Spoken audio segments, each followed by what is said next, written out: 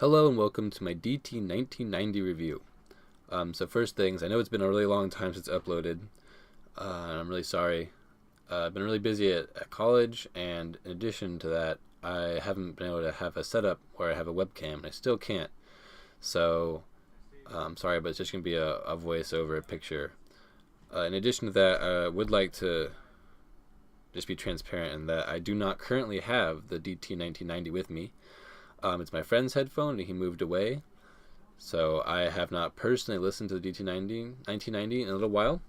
But I wrote this review, the script for it, when I was listening to the 1990. So the information's still accurate. It's not from memory. I just wanted to hold off on making a review until I had a webcam and stuff. And I've just kind of given into the fact that I'm just not going to be able to have a setup where I can record my face for a little while. So the next couple of reviews will probably not have a webcam. Hopefully it's not too big of a deal for most people, since I'm just going to be describing sound as opposed to, like showing it or anything. So I'll just put some pictures of the DT 1990 and talk over it. So now let's get into the actual review. So the build and comfort are both fantastic. The build, it's machined metal, looks fantastic, feels solid. They're hefty but not too heavy. It just feels like a solid headphone. The headband is great. It's got a detachable cable, which I think should be expected at the price point these are at. The only exception to that I can think of is the THX00, which had a non-detachable cable. However, people also thought that it really should have one, so of course they released the new model, which I think is the TRX00. So build is great and fantastic. Comfort wise, they definitely do have a pretty substantial clamp force, more so than most of the other headphones I have. The closest pair that I have would be the Sennheiser 6XX, and I think the DT 1990 has more clamp than those. However, the pads are definitely a lot softer on the 1990s than the pads on the 6XX. And so I find that the 1990s were actually more comfortable than the 6XX. Even though they have circular ear pads, and I have my thick glasses on, the 1990 was still more comfortable than the 6XXs are to me. So I think that they're both great in comfort, and I think they're great in build.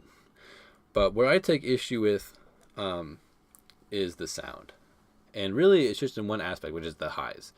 The highs, as other people have described before me, are harsh. I think a more accurate term would be really crisp. Everything is really crisp with this headphone, and in fact I think it's too crisp.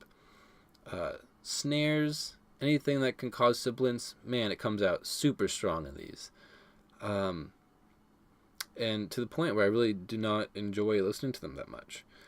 They're solid in the highs. Otherwise, they're not fantastic. They don't really have the sparkle that great highs can have. I would equate them to the 6XX in quality of highs. They're about the same. It's just all the sibilance that is in the highs really detracts from it. It's just too harsh. The sub bass is pretty good. Doesn't compare to the LCD2, but totally solid for an open back headphone. I enjoyed that, and the mid bass, while it could be a little bit strong and a little bit overpowering sometimes, also fantastic. I listened to it initially I listened to the 1990s initially on the R2R 11 by Audio GD, and I just couldn't stand listening to it for longer than like 30 minutes at a time, just because it's so fatiguing, it's so sharp. It really was not enjoyable on my R2R at all. However, they are. My friend owns a Jotunheim by Shit, and it was actually more enjoyable on the Jotunheim than on the R2R for me. It was less harsh. I could stand listening to it for longer periods of time. And while I think it was still too harsh for me, it was definitely better on the Jotunheim than it was on the R2R. Which is good, because my friend does really enjoy them. He enjoys that crisp, harsh sound, the kind of attack the ears, that kind of style of music. in sound. I really do not. I don't even think that I'm that treble sensitive, but I guess I'm enough to the point where it just wasn't enjoyable for me, but it is still for him.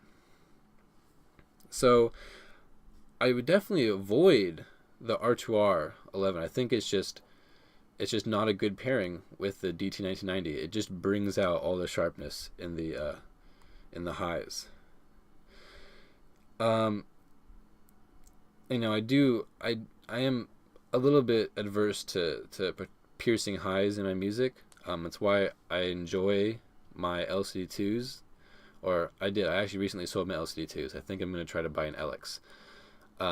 But I really enjoyed my LCD2s because they weren't as sharp. It toned down the highs a little bit. And so I had my 6XX to complement my LCD2s to make up for the highs.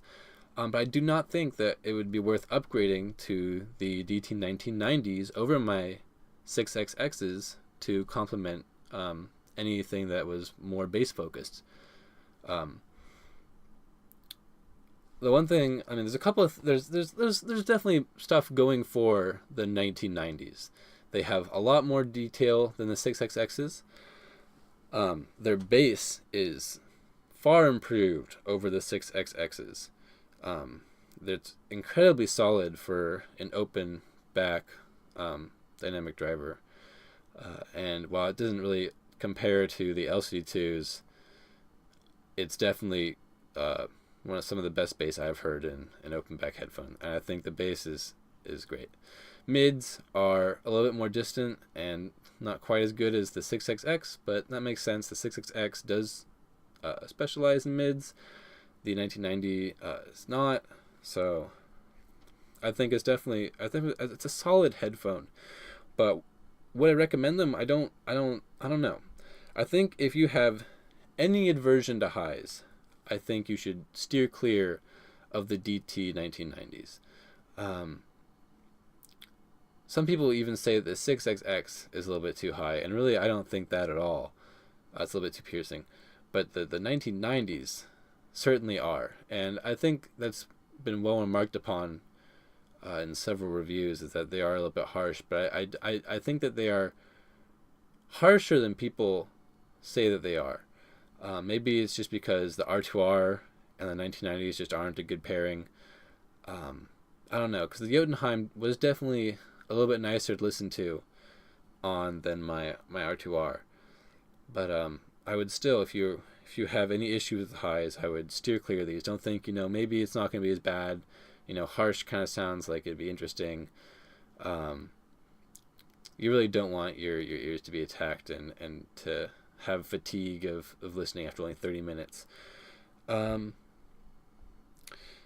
So I feel like if I personally own these, which I don't, they're my friend's pair, but if I did personally own these, I think I'd find myself reaching for my 6XX a lot more often than for my 1990s, which really shouldn't be the case if you're just going to spend $450 on a headphone.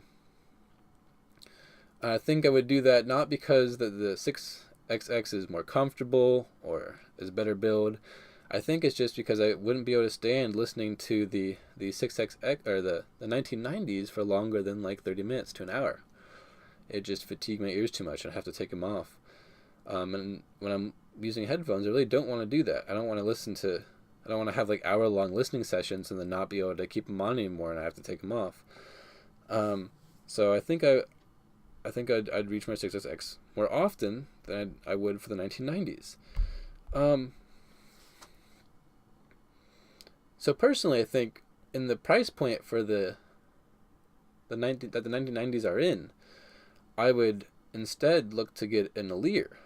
The Aleres go on eBay for like $450 used, and I would just look for a good deal on a Focal Alere over a 1990. It has the great bass, more punchy than the DT 1990s.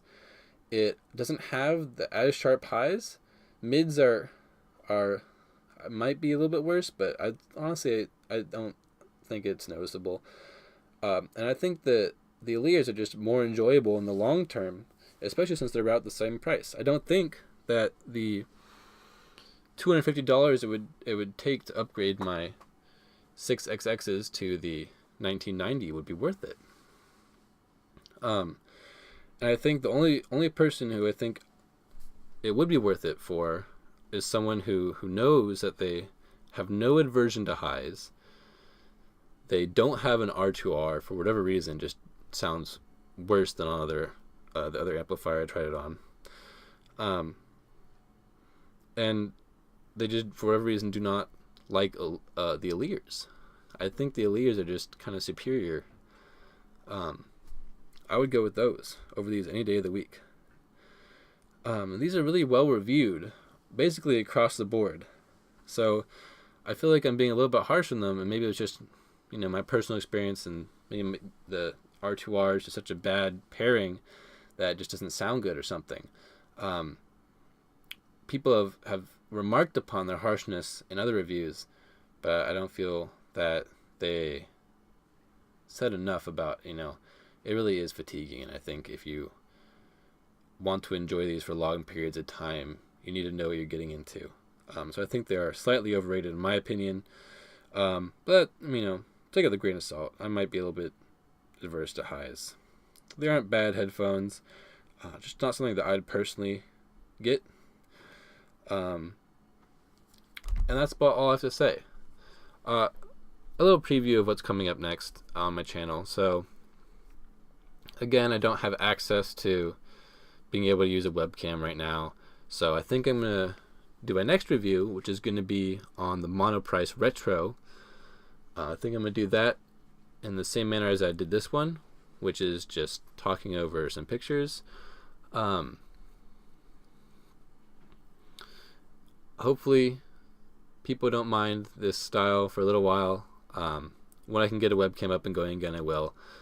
I've been really busy at college. I just don't have the setup I need there to make reviews done well, and so I didn't want to put it off making reviews any longer than I have already. So hopefully I can get some more out. Hopefully you guys don't mind the fact that it's just a recording of my voice and not anything I can show you on a camera. Yeah, thanks for watching, and see you guys in the next review.